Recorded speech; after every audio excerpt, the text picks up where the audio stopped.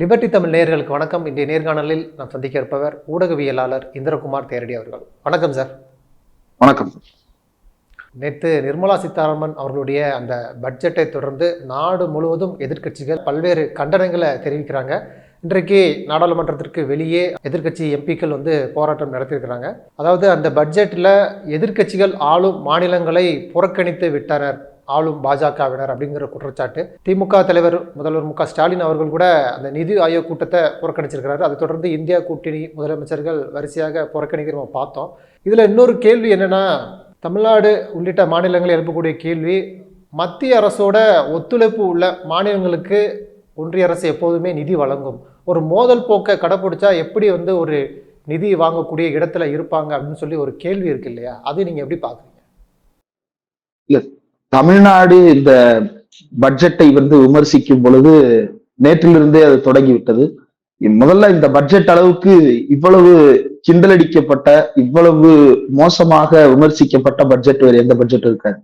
இந்த 10-11 பட்ஜெட்ல எது மோசமான பட்ஜெட் அப்படின்றதுதான் ஒவ்வொரு வருடமும் போட்டியாக இருக்கிறது. எது இதை விட சிறந்த பட்ஜெட்டா எதுவும் வந்துடக்கூடாது, போன பட்ஜெட்டோட இன்னும் மோசமா தான் போகணுன்ற மாதிரியே டிசைன் பண்றாங்கன்னு நினைக்கிறேன். ஏன்னா தமிழ்நாடுன்ற பேர் இல்லாதது இல்ல பிரச்சனை, அதே போல மேற்கு வங்காளம்ன்ற பேர் இல்லாதது இல்ல பிரச்சனை. அந்த மாநிலங்களுக்கு உரிய பிரதிநிதித்துவம் அந்த அறிக்கையில் இருக்கிறதா அப்படின்றதுதான் நம்முடைய கேள்வி. ஏன் இவ்வளவு பேர் சிறப்பு திட்டங்களை கேட்கிறாங்க அல்லது மோதல் போக்கை கடைபிடிக்க வேண்டிய நெருக்கடி ஏற்படுது அப்படின்னா, தமிழ்நாட்டிலிருந்து நம்ம ஒரு டிமாண்ட் வைக்கிறோம். என்ன டிமாண்ட் வைக்கிறோம்? வெள்ளத்தால பாதிச்சிருச்சுங்கய்யா, ஒரு 37,000 கோடி இங்க இழப்பு ஏற்பட்டிருக்கிறது, அதை ஈடுகட்டும் வகையில ஒரு நிவாரணத்தை கொடுங்கன்னு நம்ம கேட்கிறோம். இந்தா வச்சுக்க 267 ரூபாய் அப்படின்னு. ஒரு மளிகை கடையில போய் அண்ணாச்சி ஒரு 10 ரூபாய்க்கு பிஸ்கட் இருக்கான்னு கேட்கிறோம். 10 ரூபாய் பிஸ்கட் இருக்கு, 1 ரூபாயை கொடுத்துட்டு அந்த பிஸ்கட் பாக்கெட்டை கொடுங்கன்னா அவர் கொடுக்க மாட்டாரு. அப்ப 37,000 கோடி இழப்புக்கு நம்ம 37,000 கோடி கேட்கிறோம் அப்படின்னா, அவங்க கொடுக்கறது 200 சொச்சம் கோடி அப்படின்னா அது பத்தாது. அப்ப நம்ம ஸ்டேட்ல வெள்ள பாதிப்புகளை நம்ம எப்படி கையாள்றது அப்படின்ற ஒரு கேள்வி வருது. அதை அட்ரஸ் பண்ணல. அப்ப என்ன பண்ணணும்? பார்லிமெண்ட்ல கொஸ்டின் ரைஸ் பண்ணணும். பார்லிமெண்ட்ல கொஸ்டின் ரைஸ் பண்ணாங்க, கடந்த இன்டரிம் பட்ஜெட் செஷன்லயே ரைஸ் பண்ணாங்க. அது குறித்து பேசுவதற்கு எந்த அக்கறையும் அவங்க செலுத்தல. அப்ப அக்கறை செலுத்தல அப்படின்னா என்ன பண்ண வேண்டியது வருது? சட்டமன்றத்துல தீர்மானம் போட வேண்டி வருது. தீர்மானத்தையும் அவங்க செவி கொடுத்து கேட்கல அப்படின்னா என்ன செய்ய வேண்டியது வருது? போராட்டம் நடத்த வேண்டியது இருக்குது, மேடை போட்டு பேச வேண்டிய சூழ்நிலை வருது. அப்ப மோதலை உருவாக்குறது யாருன்னா ஒன்றிய அரசாங்கம் தான் உருவாக்குதே தவிர மாநில அரசாங்கம் அந்த மோதலை உருவாக்கல. அதுதான் முதல்ல நடக்கிறது. அப்ப மோதலை கடைபிடிக்கிறதுனால அப்படின்றது இல்ல, நீ எந்த பிரச்சனைக்கு செவி சாய்க்கலன்றதுனாலதான் மோதலை உருவாகுது. அந்த மோதலை இன்னும் ஆழப்படுத்துறது ஒன்றிய அரசாங்கமாகத்தான் இருக்கிறது. ரெண்டாவது, வாக்களிக்கல. முதல்லையாவது கட்சிகளை நோக்கி விமர்சனம் வச்சாங்க, மோதல் போக்க கடைபிடிக்கிறதுனால காசு வர மாட்டேங்குது. இப்ப மக்களே குறை சொல்ல ஆரம்பிச்சிட்டாங்க. நேத்துல இருந்து ட்விட்டர் பக்கம் போனோம்னா பிஜேபி காரர்கள் அத்தனை பேரும் எப்படி உருள்றாங்கன்னா, நீங்க என்ன ஓட்டா போட்டீங்க, இது கேட்டீங்களே 40 MP வச்சு என்னென்னமோ செய்ய போறோம்னு சொன்னீங்களே, இப்ப ஏதாவது செய்ய பார்ப்போம் அப்படின்னு சொல்லிட்டு நக்கல் அடிக்கிறாங்க. இப்போ உனக்கும் சேர்த்துதான் தமிழ்நாடு அரசு போராடிட்டு இருக்கு, உன்னுடைய பிள்ளைகளின் படிப்புக்கு சேர்த்துதான் போராடி கொண்டிருக்கிறது. தமிழ்நாட்டில் இருக்கிற பிஜேபி காரங்களுக்கு எல்லாம் நிதி கொடுக்காதீங்கன்னா தமிழ்நாடு அரசு இந்த நிதியை கேட்குது. எல்லாருக்குமான நிதியைத்தான் தமிழ்நாடு அரசு கேட்கிறது. இந்த இடத்தில் எடப்பாடி பழனிசாமி இருந்தாலும், மு க ஸ்டாலின் இருந்தாலும், யாராக இருந்தாலும், முதலமைச்சராக இருந்தாலும் இதுதான் பொசிஷன். அந்த பொசிஷன்ல நிப்பாட்டி வச்சிருக்கிறது பிஜேபி தான். இப்ப பேக் டு பட்ஜெட். இந்த பட்ஜெட்டுக்கு உள்ளுக்குள்ள நம்ம எதிர்பார்த்த பல விஷயங்கள். இப்ப அண்ணாமலை இன்னைக்கு ஒரு ட்வீட் போட்டிருக்கிறார். அந்த ட்வீட்ல பாத்தீங்கன்னா, நாங்க 10 வருஷத்துல எவ்வளவு நிதி ஒதுக்கி இருக்கிறோம் அப்படின்றத லிஸ்ட் போட்டிருக்கிறாரு. அந்த லிஸ்ட்ல கடைசியா பாருங்க, கடந்த பட்ஜெட் இந்த பட்ஜெட் 2 பட்ஜெட்லயும் அவரே 0ன்னு போட்டிருக்கிறாரு. அதான் நாங்களும் சொல்றோம், இந்த பட்ஜெட்ல தமிழ்நாட்டுக்கு 0 தான் கொடுத்திருக்கீங்க, எங்க சிறப்பு திட்டங்கள்னு கேட்கிறோம். ஏற்கனவே அறிவித்த சிறப்பு திட்டங்கள் இருக்கு. சென்னை மெட்ரோ ரயில் லிமிடெடுக்கான நிதி ஒதுக்க வேண்டியது கிட்டத்தட்ட 63,000 கோடி நிதி ஒதுக்கணும். அந்த நிதியை ஒதுக்கல. அப்ப அதை ஒதுக்கி இருந்தாங்க அப்படின்னா இந்த 0 ப்ராப்ளம் வந்திருக்காது. தமிழ்நாட்டின் வெள்ள பாதிப்புகள் குறித்து இரிகேஷன் அண்ட் ஃப்ளட் மிட்டிகேஷன் தலைப்புல பாயிண்ட் நம்பர் 83ல ஆரம்பிச்சு 86 வரைக்கும் 89 வரைக்கும் பேசுறாங்க இல்லையா? அதுல ஒரு இடத்துல தமிழ்நாட்டின் வெள்ள பாதிப்புகள் பத்தி அவங்க பேசியிருந்தாங்க. அல்லது அடுத்து வரப்போகுது, டிசம்பர் வரப்போகுது, அடுத்து மழை வெள்ளம் புயல் வரப்போகிறது, அதுல சென்னை பாதிக்கப்படும். போன பாதிப்புல இருந்து இப்பதான் மீண்டு இருக்கிறோம், அதுக்குள்ள அடுத்து மறுபடியும் வெள்ளம் வரப்போகுது. புயலை நிறுத்துறதுக்கான தாட்டியே யாருக்கும் கிடையாது. உலகத்துல எந்த நாடும் புயலை தடுத்து நிறுத்தியது கிடையாது. அப்படி ஒரு டெக்னாலஜி உலகத்தில் இதுவரை கிடையாது. ஆனா இவங்க அந்த புயலுக்கு எந்த விதமான பதிலையும் தருவது கிடையாது. அந்த புயலின் பாதிப்புகள்ல இருந்து மீண்டு வருவதற்கு எந்த தீர்வையும் தர்றது கிடையாதுன்றதுதான் பிரச்சனை. இதை பத்தி பேசியிருந்தா யாரும் இந்த போராட்டத்தை நீங்க நடத்தி இருக்க போறது கிடையாது. இன்னைக்கு நித்தி ஆயோக் கூட்டத்தை புறக்கணிப்பதாக முதலமைச்சர் மு க ஸ்டாலின் அறிவித்திருக்கிறார். இந்த நித்தி அது ஒரு ஆயோக் கேள்வி வருதுல்ல, புறக்கணிப்பு மட்டுமே ஒரு தீர்வா இருக்குமா? மீண்டும் அது ஒரு மோதல் போக்கத்தானே நோக்கி போகுமா? அதனால இப்ப எடப்பாடி பழனிசாமி சொல்றாரு 2019 இருந்து 24 வரைக்கும் இப்போது வரைக்குமே திமுக 39 எம்பிகளை வச்சுக்கிட்டு ஒரு பிரயோஜனமும் இல்ல. புறக்கணிப்பு மட்டுமே எந்த விஷயத்துக்குமே தீர்வு ஆகாதுன்னு தானே சொல்றாங்க. இல்ல, இதே எடப்பாடி பழனிசாமி பல தடவை என்ன சொல்லியிருக்கிறாரு அப்படின்னா, காவிரி விவகாரத்துக்காக நாடாளுமன்றத்தை முடக்கணும்ன்றாரு. அப்ப முடக்கிறது தீர்வு கொடுத்துருச்சா? முடக்கிறது தீர்வு கொடுக்கல. அப்ப ஜனநாயக வழியில நம்ம ஒரு போராட்டத்தை முன்னெடுக்கிறோம். என்ன செய்யறாங்க அப்படின்னா, பார்லிமெண்ட்டை யாரும் புறக்கணிக்கல. காலையில 10:30க்கு போராட்டம் அறிவிச்சாங்க. 10:30க்கு போராட்டம் பண்ணது. இப்ப எல்லாரும் பார்லிமெண்ட்டுக்குள்ள போயிட்டாங்க. உள்ளுக்குள்ள டிபேட் அண்ட் டிஸ்கஷன்ல உட்கார்ந்து இருக்காங்க. கேள்வி எழுப்புறாங்க. அந்த கேள்விக்கான பதில அவங்க நியாயமா கொடுக்கணும்ன்ற கோரிக்கையை முன்வைக்கிறாங்க. எங்களுடைய டிமாண்ட்ஸுக்கு எங்க அட்ரஸ் பண்ண போறீங்க அப்படின்ற கேள்விகளை முன்வைக்கிறாங்க. எல்லாம் உள்ள நடந்துகிட்டு தான் இருக்கு. பார்லிமெண்ட் செஷனை யாரும் புறக்கணிக்கல. நித்தி ஆயோக் கூட்டத்தை புறக்கணிக்கிறாங்க. நித்தி ஆயோக் கூட்டத்தில் இருக்கக்கூடிய பிரச்சனை என்ன அப்படின்னா, மம்தா பானர்ஜி நித்தி ஆயோக் கூட்டத்துக்கு போறாங்க. போறதுக்கு முன்னாடி ஒரு விஷயத்த சொல்றாங்க. என்னன்னா, நித்தி ஆயோக் எல்லா சீஃப் மினிஸ்டர்ஸ்க்கும் ஒரு கடிதம் எழுதியிருக்கிறாங்களா. என்னன்னா, நீங்க நாளைக்கு கூட்டத்துல என்ன பேச போறீங்க அப்படின்றத ஃபுல்லா எழுதி இன்னைக்கே அனுப்பி விட்டுருங்க அப்படின்னு சொல்லி இருக்கிறாங்க. நித்தி ஆயோக் கூட்டத்துல அந்த இடத்தில் முதலமைச்சர்கள் பல விஷயங்களை முன்வைத்து பேசுவார்கள். பல்வேறு மாநில முதல்வர்களும் பேசுறது பொழுது நம்ம என்ன பேசலான்றது அந்த இடத்துல டிசைட் பண்றதுக்கான டிஸ்கிரிப்ஷன் அவருக்கு இருக்கு. அவர் ஒன்றும் ரோபோட் கிடையாது. இங்கிருந்து எல்லாத்தையும் எழுதி கொண்டு போய் அங்க அப்படியே கொடுத்துட்டு வந்து அதை மட்டுமே பேசிட்டு வர்றதுக்கு. அந்த இடத்துல வேற ஒரு டிமாண்ட் வருது அப்படின்னா அந்த டிமாண்ட் அவர் ரைஸ் பண்ணதான் செய்வார். அதை ரைஸ் பண்ணுவதற்கான உரிமை அவருக்கு இருக்கு. அதனாலதான் நேர்ல கூட்டு மீட்டிங் நடத்துறீங்க. ஆனா இவங்க என்ன கேட்கிறாங்கன்னா, பேப்பர்ல எழுதி மொத்த ஸ்பீச்சையும் கொடுத்துருங்கன்னு கேட்டிருக்கிறாங்க மம்தா பானர்ஜியிடம். அப்போ மம்தா பானர்ஜி என்ன சொல்றாங்க, அப்படியெல்லாம் மொத்தமாலாம் கொடுக்க முடியாது. அங்க என்ன தோணுதோ அதை நான் பேசுவேன். அதுல விடுபட்டதை வேணா நான் எழுதி தர்றேனே தவிர போகும்போதே நான் இதை மட்டும்தான் பேசுவேன்னு எழுதி கொடுக்க முடியாது. நீ ஒன்னும் எனக்கு அதிகாரம் பண்ற ஆள் கிடையாது அப்படின்றத சொல்லியிருக்கிறாங்க. அப்ப நித்தி ஆயோக் கூட்டம் தொடங்குவதற்கு முன்னாலேயே தெரிந்து விட்டது அதுல என்ன நடக்க போகுது அப்படின்றது. இவங்க எல்லாத்துக்கும் ஒரு ப்ரீ பிளான்ட் ஆன்சர் வச்சிருக்காங்க. அந்த ப்ரீ பிளான்ட் ஆன்சர்ஸ் பிரசன்ட் பண்றதுக்கு ஏத்த மாதிரி மற்றவங்களுடைய ஸ்பீச்சை கட் ஷார்ட் பண்றது அல்லது நேரத்தை குறைக்கிறது அல்லது இன்டிமிடேட் பண்றது, இந்த மாதிரியான வேலைகளை பண்ண போறாங்களான்ற கேள்வி வருது. ஏற்கனவே ஜிஎஸ்டி கவுன்சில் கூட்டம் பல கூட்டங்கள்ல தமிழ்நாட்டினுடைய பிரச்சனைகளை நம்ம பேசியாச்சு. அந்த பேச்சுக்கெல்லாம் எந்த விதமான தீர்வையும் இங்க கொடுத்தது இல்ல. நித்தி ஆயோக் முதலமைச்சர் கூட்டத்துக்கு வந்தாதான் நிதி தருவேன்னு சொல்றதே முதல்ல மிகப்பெரிய அயோக்கியத்தனம், மிகப்பெரிய மோசடி. நித்தி ஆயோக்குடைய வேலை என்ன? மாநிலங்கள்கிட்ட நீங்க கேளுங்க, அதை கேட்டு என்னென்ன வேணும்ன்றதை லிஸ்ட் அவுட் பண்ணிட்டு போங்க. அதை தமிழ்நாடு தொடர்ந்து செய்து கொண்டுதான் இருக்கிறது. இதுக்கு முன்னாடி திட்டக்குழு இருந்தது, பிளானிங் கமிஷன் இருந்தது. பிளானிங் கமிஷன் அதுக்கு முன்னாடி 5 ஆண்டு திட்டங்கள் எல்லாம் செயல்பாட்டுல இருந்தது. அந்த 5 ஆண்டு திட்டங்கள் செயல்பாட்டுல தமிழ்நாட்டில இருந்து இங்க இருந்து செக்ரட்டரிஸ் தமிழ்நாட்டுக்கான 5 ஆண்டு திட்டங்களை உருவாக்கி அங்க கொண்டு போய் கொடுப்பாங்க. அதற்கு பிறகு திட்டங்கள்ல இருந்து நிதி வாங்கிட்டு வருவாங்க. அதுக்கப்புறம் பிளானிங் கமிஷன் தொடர்ந்து செயல்பட ஆரம்பித்தது. 5 ஆண்டு திட்டங்கள் கைவிடப்பட்டு பிளானிங் கமிஷன் மட்டும் தொடர்ந்து செயல்பட்டது. அந்த காலத்திலேயும் கூட நம்முடைய டிமாண்ட்ஸ் எல்லாத்தையும் அவங்க கேட்பாங்க. நீங்க பினான்ஸ் கமிஷனா இருக்கட்டும், பிளானிங் கமிஷனா இருக்கட்டும், அந்த ரிப்போர்ட் எல்லாம் எடுத்து பாருங்க. ஒவ்வொரு மாநிலமும் என்ன கோரிக்கை வச்சாங்கன்றதெல்லாம் எழுதியிருப்பாங்க. ஏன்? அப்ப முதலமைச்சர் நேர்ல போய் தான் சொல்லணும்ன்ற அவசியம் இல்ல. ஏற்கனவே கோரிக்கைகள் வைக்கப்பட்டிருக்கு, பார்லிமெண்ட்ல வச்சாச்சு, நித்தி ஆயோக்ல வச்சாச்சு. வச்சதற்கு பிறகுதான் இந்த போராட்டத்தை நம்ம முன்னெடுத்திருக்கிறோம். வச்சதுக்கான தீர்வு வரல. போன நித்தி ஆயோக் கூட்டத்துல நம்ம கேட்ட எல்லாத்தையும் செஞ்சு கொடுத்துட்டாங்களா? அந்த தீர்வு எல்லாம் கொடுத்து விட்டார்களா? அப்ப இந்த தடவை போகல அப்படின்னா காசு கிடைக்கணும். போன தடவை போனோமே, அதுக்கு முந்தின தடவை போயிருக்காங்களே, அப்பெல்லாம் காசு வந்துருச்சா? வரல இல்ல. அப்ப பிரச்சனை நம்ம மாநில முதல்வர்கள்ட்ட இல்ல, பிரச்சனை ஒன்றிய அரசாங்கத்திட்ட இருக்கு. எதிர்கட்சிகள் ஆளும் மாநிலத்துல முதல்வர்கள் பிரபலமானவர்களாக இருக்கக்கூடாது. அவர்களுக்கு மக்கள் செல்வாக்க குறைக்கணும்னா அவங்களுக்கு காசு கொடுக்காம திண்டாட விடணும், கடன் வாங்க வைக்கணும், அந்த மாநிலத்தை கடன்ல மூழ்கடிக்கணும்ன்றதுதான் அவங்களுடைய திட்டம். இந்த கடன்ல மூழ்கடிக்கிற திட்டம் தான் இப்ப பீகாருக்கும் ஆந்திராவுக்கும் கூட சேர்ந்திருக்கு. முதல்வர் மு க ஸ்டாலின் சொல்றாரு, அதாவது மைனாரிட்டியா இருக்கக்கூடிய பாஜக அரசை மெஜாரிட்டியா ஆக்கின பீகாருக்கும் ஆந்திராவுக்கும் நிறைய திட்டங்களை ஒதுக்கி இருக்கிறாங்க அப்படின்னு சொல்றாரு. அதுக்கு நிர்மலா சீதாராமன் ஒரு பதில் கொடுக்குறாங்க. இது எல்லா மாநிலங்களையும் உள்ளடக்கிய ஒரு திட்டம் தான் எங்களுடைய திட்டம். இவங்க சொல்ற மாதிரி ஒவ்வொரு மாநிலத்துடைய பெயரையும் தனித்தனியாக சொல்லிட்டு இருக்கிற முடியாது. காங்கிரஸும் இதே போன்று எல்லா மாநிலத்தினுடைய பெயரையும் அந்த பட்ஜெட்டில் சொல்ல மாட்டாங்க. உதாரணமாக அந்த வலதுசாரிகள் சொல்கிறாங்க, இப்போ உதாரணமாக தங்கத்தினுடைய அந்த இறக்குமதி விலையை குறைச்சிருக்கிறாங்க. நேற்று ஒரே நாளில் தங்கத்தினுடைய விலை 2200 குறைஞ்சிருக்கு. இது நாடு முழுவதும் ஏற்பட்ட ஒரு நிகழ்வு தானே. அப்போ ஏழை மக்கள் எல்லா இடங்களிலும் பயன்பெறாங்கல்ல அப்படின்னு ஒரு கருத்தை சொல்கிறாங்கல்ல. இல்லை, ஏழை மக்கள் டெய்லி போய் தங்கம் வாங்குறது கிடையாது. தங்கம் என்பது ஒரு ஆடம்பர பொருளாக காப்போம் தங்கமாவது வச்சிருக்கணும்னு மக்கள்கிட்ட விருப்பம் இருக்கிறது, இல்லைன்னு சொல்லல. ஆனா தங்கம் காய்கறி கடைக்கு போய் வாங்கிட்டு வர்ற மாதிரி வாங்கிட்டு வர்ற விஷயம் கிடையாது. இன்னைக்கும் ஒரு பவுன் தங்கம்ன்றது 51,000 ரூபாயில வித்துக்கிட்டு இருக்கு. 51,000 ரூபாய் அப்படியே சேப்புல அள்ளி போட்டு போய் மளிகை கடையில நின்று தங்கத்தை வாங்கிட்டு வர போறது கிடையாது. அப்ப தங்கம் என்பது ஆடம்பரம், அதனுடைய விலை குறைந்திருக்கிறது, சேவிங்ஸ் இம்ப்ரூவ் ஆக போகுது, ஓகே ஃபைன். எல்லா திட்டங்களுமே பீகாருக்கு ஆந்திராவுக்கு மட்டுமல்ல, எல்லாமே இந்தியாவுக்கும் உட்பட்டதுன்னு ஒரு உதாரணம் சொல்றாங்க. இல்ல அதுக்குதான் வர்றேன். இப்ப என்னன்னா இதுக்கான விலையை யாரு கொடுக்குறா? இந்தியா முழுக்க தங்க விலை குறைஞ்சிருச்சு சார். அந்த குறைந்த தங்கத்தின் விலையை எங்க ஈடு கட்டுது ஒன்றிய அரசு? அந்த டாக்ஸை எங்க ஈடு கட்டுறாங்க அப்படின்னா ஜிஎஸ்டில ஈடு கட்டுறாங்க.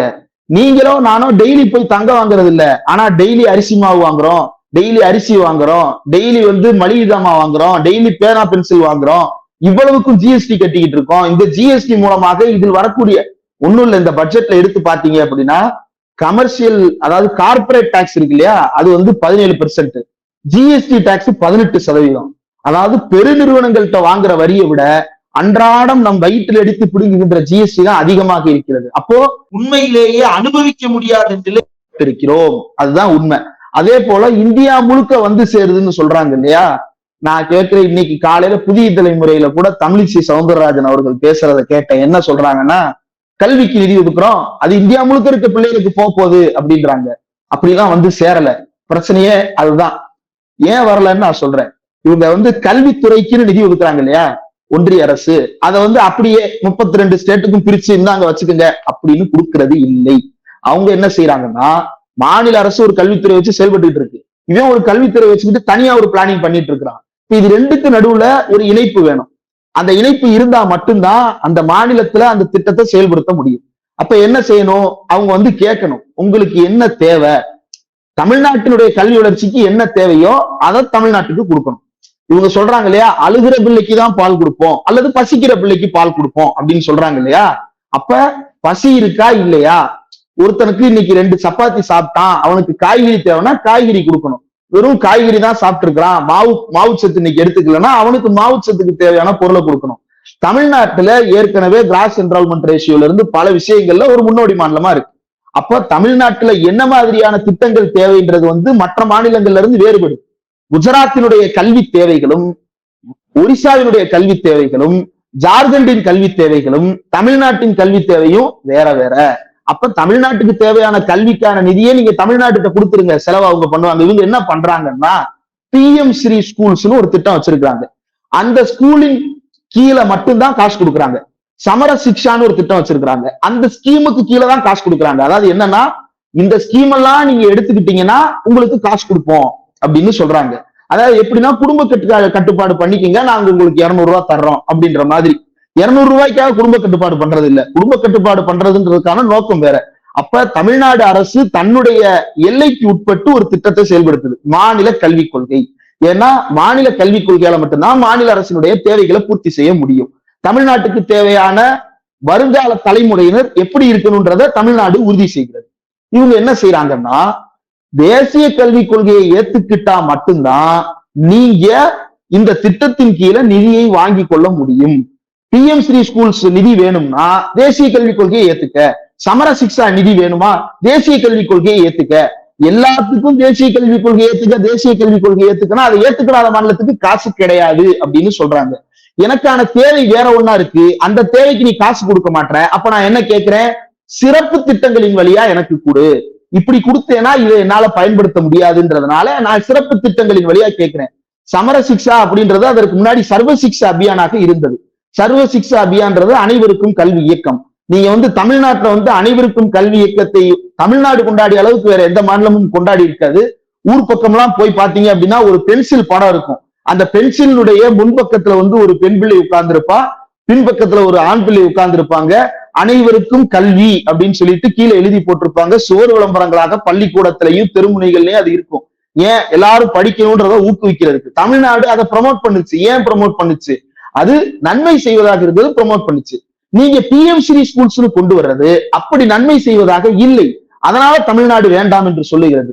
அனைவருக்கும் கல்வி இயக்கம் வாஜ்பாய் காலத்தில் கொண்டு வரப்பட்ட போது தமிழ்நாடு அதை ஆதரிக்கத்தான் செய்தது. அப்போ தமிழ்நாடு பிஜேபி என்பதனால எதிர்க்கல, நீ கொண்டு வர்ற திட்டம் எனக்கு பிரச்சனையா இருக்கு அல்லது எனக்கு தேவையில்லாததா இருக்குன்றதுனால எதிர்க்குது. அதனாலதான் நம்ம சிறப்பு திட்டம் கேட்கிறோம். அந்த சிறப்பு திட்டம் கேட்டால் அதற்கு சொல்றாங்க தமிழ்நாட்டுக்கு தனியா சொல்ல முடியாது, அவங்களுக்கு அது தனியா சொல்ல முடியாதுன்னு. நீங்க கொடுக்குற நிதி எனக்கு ஒழுங்கா வந்து சேர்ந்துருந்துச்சுன்னா நான் தனித்திட்டமே கேட்க போறது இல்லை. ஏற்கனவே நீங்க சொன்ன சிறப்பு திட்டம் தான் சென்னை மெட்ரோ ரயில் ப்ராஜெக்ட். அந்த சென்னை மெட்ரோ ரயில் ப்ராஜெக்ட்டுக்கு phase 2 ஒதுக்க வேண்டிய 63,000 கோடியை இப்போ வரைக்கும் cabinet committee for economic affairs வந்து கையெழுத்து போட்டு அனுப்பாம வச்சிருக்காங்க. ஏன் அதை அனுப்பிடுங்க, அதுதானே கேட்கிறோம். அதுக்கு வந்து இது இந்த சிஎம்ஆர்எல் ப்ராஜெக்டுக்கான நிதி அப்படின்றது வந்து எல்லா மாநிலத்துக்கும் ஒதுக்குறது இல்லைல்ல. அது நீங்க தான் ப்ராமிஸ் பண்ணிருக்கீங்க இந்த தொகையை கொடுக்க போறேன்னு, அதை கொடுங்கன்னு கேட்கிறோம். அதை கொடுக்க மாட்டோம் அப்படின்னு சொல்றாங்க. இதுலதான் இந்த பீகார் ஆந்திரா பஞ்சாயத்து வந்து சேருது. இப்ப நேத்துல இருந்து என்ன சொல்றாங்க அப்படின்னா, நிதிஷ் நாயுடு பட்ஜெட் அப்படின்னு சொல்லிட்டு போட்டுட்டு இருக்கிறாங்க, கலாயா போட்டுட்டு இருக்கிறாங்க.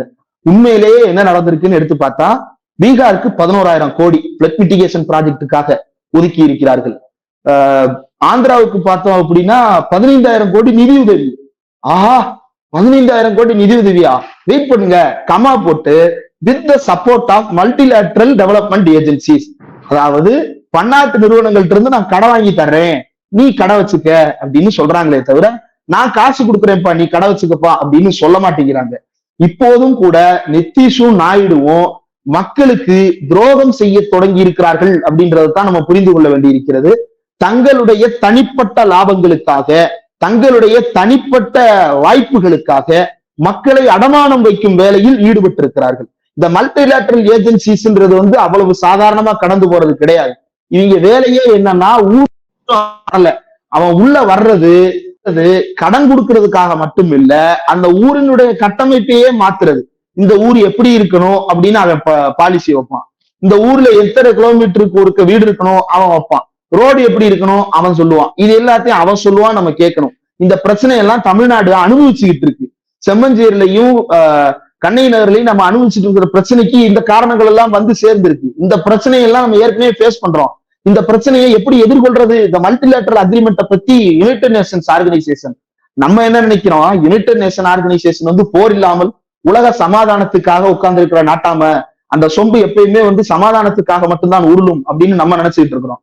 உண்மை என்னவா இருக்குன்னா, அவ வந்து உலகளாவிய கட்ட பஞ்சாயத்து ஏஜென்சியா ஒரு மல்டிலேட்டரல் ட்ரேட் இல்லாத ஒரு நாடு ஸ்டேபிளா இருக்காது அப்படின்னு அவங்க சொல்றாங்க. அதாவது என்னன்னா, எல்லா நாடுகளோடையும் ஒப்பந்தம் போடுங்க, எல்லா நாட்டுக்கும் கதவை திறந்து விடுங்க, அப்பதான் நாடு சுபிட்சமா இருக்கும் அப்படின்னு சொல்றாங்க. இது எல்லாத்துக்கும் நம்ம கையெழுத்து போட்டு இப்ப மல்டிலேட்டரல் ஏஜென்சியினுடைய அக்கப்போரில் மாட்டி கொண்டிருக்கிறோம். இப்ப இதுல நிதிஷுக்கு லாபம் கிடைக்கும், கான்ட்ராக்டுகள் இருக்கும், அதற்குள்ள லஞ்சங்கள் இருக்கும், எல்லா வகைகள்லயும் நிதிஷுக்கும் இதுல லாபம் இருக்கும், சந்திரபாபு நாயுடுக்கு இதுல லாபம் இருக்கும். ஆனா மக்களுக்கு அது லாபமானா இந்த பணத்தை ஆந்திரா தான் திருப்பி கட்டணும்.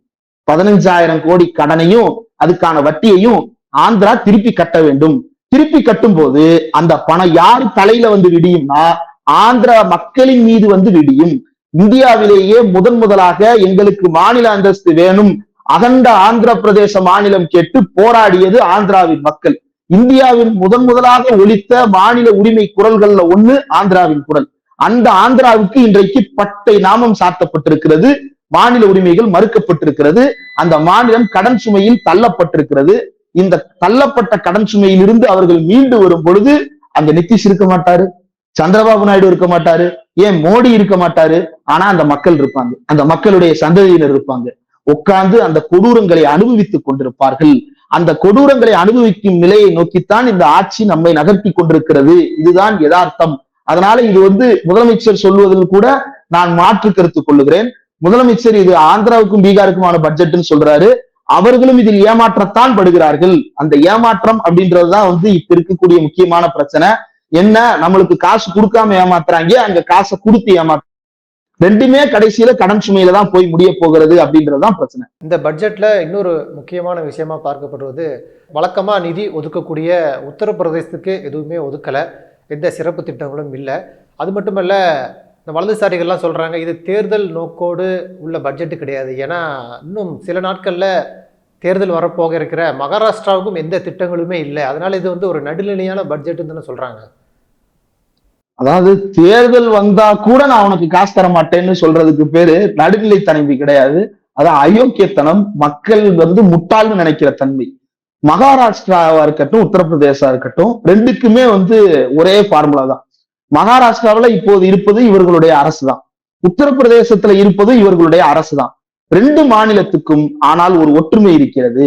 என்ன ஒற்றுமை அப்படின்னா, மோடியின் போட்டியாளர்கள் 2 இடத்திலும் இருக்கிறார்கள். ஒரு இடத்தில் தேவேந்திர பட்னாவிஸ் இருக்கிறார், இன்னொரு இடத்தில் யோகி ஆதித்யநாத் இருக்கிறார். யோகி ஆதித்யநாத்திடம் மண்டியிடுவதா அல்லது இங்கு மண்டியிடுவதா அப்படின்ற பிரச்சனை பிஜேபி தலைமைக்கு போய்கொண்டிருக்கிறது. RSS தீவிரமான விசுவாசிகள் இந்த 2 பேரும். RSS மோடியினுடைய ஆல்டர்னேட்டாக பார்ப்பது பட்னாவிஸையும் யோகி ஆதித்யநாத்தையும். இப்ப என்னன்னா, ஒரு ஓபிசி ஆல்ரெடி கொண்டு வந்தாச்சு, இப்ப அடுத்து சத்ரியா, அதுக்கப்புறம் தான் இந்த பிராமணா. அப்போ next in line of succession Yogi Adityanath இருக்கிறாரு. அவருக்கு நெக்ஸ்ட் இன் லைன் ஆஃப் சக்சஷன்ல தேவேந்திர பட்னாவிஸ் இருக்கிறாரு. இப்ப இந்த வரிசையை மோடி விரும்பவில்லை. என்னடா இது, நம்ம சீட்டுக்கு பின்னாடி இப்ப பந்தியில எல்லாம் நிப்போம், சாப்பிட்டுட்டு இருப்போம் கல்யாண வீட்டுல. நம்ம உட்கார்ந்து சாப்பிட்டுட்டு இருக்கும் போதே கூட்டம் தாங்காம இருக்கும்போது என்ன பண்ணுவாங்கன்னா, மக்கள் அந்த சேருக்கு பின்னாடி நிப்பாங்க. அதுல ஒன்றும் தப்பு இல்லை, அவங்க அடுத்து உட்கார போறாங்க. இப்ப என்னன்னா, சாப்பிட்டுட்டு இருக்கிற நம்மளுக்கு பதட்டம் ஆயிடும், ஐயோ வந்துட்டாங்களே வேகமா சாப்பிடணுமேனு நம்ம வேகமா சாப்பிட்டு எந்திரிக்க தான் பார்ப்போம். என்னடா இவன் வர்றான், நம்ம உட்கார்ந்தே இருக்கணும், எந்திரிக்க கூடாது அப்படின்னு செய்ய மாட்டோம். ஆனா மோடி அப்படி நினைக்கிறாரு. என்னன்னா, அந்த பந்தியில தான் மட்டும் உட்கார்ந்து தான் மட்டும் சாப்பிட்டுக்கிட்டே இருக்கணும்னு நினைக்கிறாரு. அடுத்து இருக்கிற ஒருத்தர் இருக்கிறாரு, அவருக்கும் பசிக்கும்ல, அவரும் உட்கார்ந்து சாப்பிடணும்ல, அவரும் ஆட்சி செய்யணும்னு ஆசைப்படுவார்ல, அதுக்கான இடத்தை கொடுத்துடக்கூடாதுன்னு நினைக்கிறார். இப்ப இதுக்கு ஏன் இந்த வரி, அதாவது பட்ஜெட்டுக்கும் இதுக்கு என்ன தொடர்பு அப்படின்னா, பட்ஜெட்டின் மூலமாக ஒதுக்குகின்ற நிதி அல்லது சிறப்பு திட்டங்கள் அப்படின்றத அந்த மாநில அளவுல இவங்க எப்படி கொண்டு போய் சேர்ப்பாங்கன்னா, பிஜேபி ஆளும் மாநிலங்களுடைய ஃபார்முலாவே என்னன்னா, லாபார்த்திஸ் அப்படின்னு அவங்க ஐடென்டிஃபை பண்ணி வச்சிருக்காங்க. ஏழைகளையும் வறுமை கோட்டுக்கு கீழ் இருப்பவர்களையும் லாபார்த்திஸா ஐடென்டிஃபை பண்ணிருக்காங்க. இவங்க ஒரு திட்டத்தை அறிவிக்கிறாங்கன்னா, அந்த திட்டத்தை யோகி ஆதித்யநாத் கைக்கு போகும். அவரு துறை அமைச்சர்களுக்கு கொடுப்பாரு, அந்த அமைச்சர்கள் துறை அதிகாரிகளுக்கு கொடுப்பாங்க, அந்த அதிகாரிகள்கிட்ட விஷயம் கொள்ளும். அந்த கட்சி நிர்வாகம் என்ன செய்யும்னா, அந்த மக்களை போய் சந்திக்கும். இது யோகி உங்களுக்கு கொடுத்த திட்டம், இதை நீங்க இது பண்ணணும். அதிகாரிகள் செய்ய வேண்டிய வேலையை அங்க யாரு செய்வானா, கட்சிக்காரன் செஞ்சுக்கிட்டு இருப்போம். இந்த சிஸ்டம் கொலாப்ஸ் ஆகணும். அப்பதான் யோகி ஆதித்யநாத் டீஸ்டபிளைஸ் ஆவாரு. தனக்கு போட்டியில் இருக்கக்கூடிய யோகி ஆதித்யநாத் பக்கத்து சீட்டுக்கு போகணும் அப்படின்னா, அந்த இடத்துல இருந்து யோகி ஆட்டங்காண வைக்கணும். ஆட்டங்காண வைக்கணும்னா என்ன பண்ணணும், காசை நிப்பாட்டணும். மற்ற மாநிலங்களுக்கு எப்படி தமிழ்நாட்டையும் கேரளாவையும் வஞ்சிக்கும் பொழுது காசை நிப்பாட்டினா இங்க ஆட்டம் காணுமோ, அதே வேலைய யோகி ஆதித்யநாத்துக்கும் மகாராஷ்டிராவுக்கும் செஞ்சிருக்கிறாங்க. 2வது, இது யாரையுமே அப்பீஸ் பண்ணலன்னு சொல்றாங்க. இந்த அப்பீஸ்மெண்ட்ன்ற வார்த்தை உண்மையிலேயே ரொம்ப நல்ல வார்த்தை. ஏன் அப்படின்னா, ஒரு மக்கள் யாரோ ஒருத்தர் இருக்கிறாருங்க. இப்ப நம்ம வீட்டுல நம்ம அண்ணன் தம்பி 2 பேர் இருக்கோம்னா, தம்பி அடிபட்டுருச்சு அப்படின்னா, டேய் அழுகாதடா, சரியா போயிருண்டா, ஒண்ணும் இல்லடா, அது பெரிய காயமா கூட இருக்கும், ஒண்ணும் இல்லடா சரியாயிருண்டா, கட்டு போட்டோம்டா சரியாயிருண்டா அப்படின்னு சொல்லுவோம். இதுதான் அப்பீஸ்மெண்ட்ன்றது. அப்ப காயப்பட்டதா உணர்ற ஒருத்தனை, நீ காயப்படல, நான் உன் கூட இருக்கேன், நம்பிக்கையோட இரு அப்படின்னு நம்பிக்கை கொடுக்கறது இருக்குல்ல, அந்த நம்பிக்கை கொடுக்கறது முதல்ல தேவை. அதுக்கப்புறம் இந்த நம்பிக்கைக்கு பாத்திரமானவர்களாக நடந்து கொள்வது அப்படின்றது 2வது. இந்த 2யுமே பிஜேபி செய்ய மாட்டேங்குது. அப்பீஸும் பண்ண மாட்ட, அப்பீஸ் பண்ண குரூப்புக்கும் நீ பாத்திரப்பட்டவனா இருக்க மாட்ட, ஹிந்து அப்பீஸ்மெண்ட் பேசுற அந்த ஹிந்துஸுக்கும் நீ நியாயமானவனா இருக்க மாட்ட, கலவரத்துல ஈடுபடுத்தி வேலை வாய்ப்பை இழக்க வச்சு ஹிந்து யோவாகினி மாதிரி அவனை டெரர் ஆர்கனைசேஷன்ஸா, டெரர் அவுட்பிட்டாக மாற்றி வைத்துக் கொண்டிருக்கும் வேலைதான் நடக்குதே தவிர, வேலை வாய்ப்பு உள்ளிட்ட எந்த இடத்திலும் கவனம் செலுத்தப்படவில்லை. இதுதான் இவங்கள்ட்ட இருக்கிற பிரச்சனை. இந்த மாநிலங்களை நாங்க தனித்தனியா அணுகணும்னு அவசியம் இல்லை, நடுநிலையான பட்ஜெட் அப்படின்றாங்க. இதை விட பெரிய மோசடி இருக்கவே முடியாது. ஒரு பட்ஜெட் அப்படின்றது சார்போடு தான் இருக்க வேண்டும். எந்த சார்போடு இருக்க வேண்டும் அப்படின்னா, மக்கள் சார்போடு இருக்க வேண்டும், மாநில சார்போடு இருக்க வேண்டும். எல்லா மாநிலத்துக்கும் கவனம் செலுத்துவது, எல்லா வகையான மக்களுக்கும் கவனம் செலுத்தும் வகையில ஒரு பட்ஜெட் இருக்கணும். ஆனா அப்படி இல்லைன்றதுதான் விமர்சனம். இது நடுநிலை பட்ஜெட் அப்படின்னு சொன்னா உலகத்தில் எந்த நாடும் இதை பார்த்து சிரிக்கும். நன்றி தோழர், நிறைய பயனுள்ள தகவல்களை நேயர்களுக்கு சொல்லியிருக்கீங்க. உங்களுடைய நேரத்துக்கு மிக்க நன்றி.